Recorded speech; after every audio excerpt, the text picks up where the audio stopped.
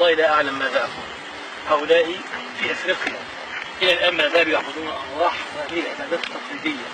فأنا أسأل الله عز وجل أن يهديهم، وأسأل الله عز وجل أن يأخذ بنواصيهم من هذا الدين الذي يعبدون فيه الأرواح ويعبدون فيه الأصنام ويعبدون فيه هذه الأمور إلى عبادة الله عز وجل وحده.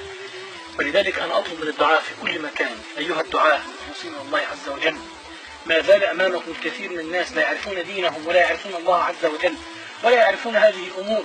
فالله في هؤلاء، والله الله لا أشفق عليهم، الله في هؤلاء حتى نستطيع أن نأخذ بأيديهم من الظلمات التي يعيشون فيها كما ترون إلى نور الإسلام.